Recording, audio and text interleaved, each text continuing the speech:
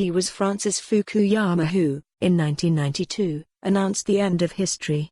A brilliant economic historian, whom I once had the pleasure to interview in a Soho patisserie for this paper, Fukuyama has doubtless regretted not tempering his prediction or in some way hedging his bets.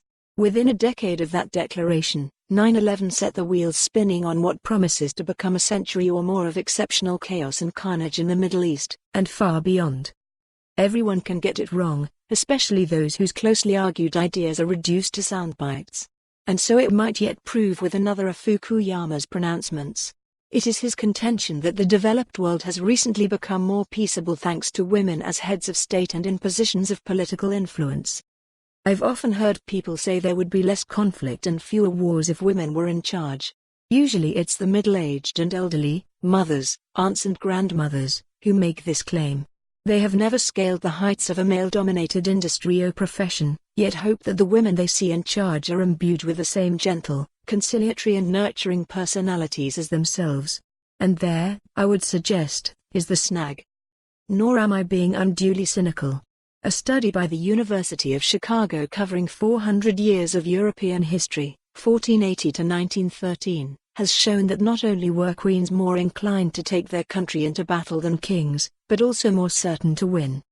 In Victoria's day, Britain was at war with some part of the empire, or would-be empire, almost every year of her reign. 300 years earlier, Elizabeth I set a gold standard for empire building, showing her mettle as she fought off Spanish incursions, dispatching her own conquistadors across the globe, and managing to maintain stability in a precariously inflammable period of religious strife as if she were refereeing a game of croquet.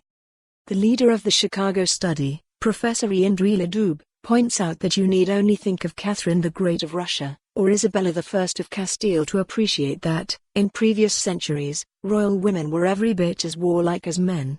When circumstances dictated, they didn't hesitate to shed blood. Quite how they felt privately, of course, is another matter. Henry VIII's daughter, who earned the title Bloody Mary after condemning almost 300 Protestants and religious dissenters to the pyre, was apparently a warm and affectionate person. What her notorious actions indicate, perhaps, is less a vengeful nature and more the vicious tenor of her times.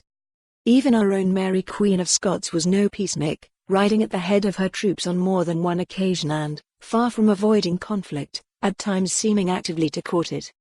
Professor Dubé's analysis of royal authority shows that when a queen was in power, she was even more effective. For more on this story, visit the news article link.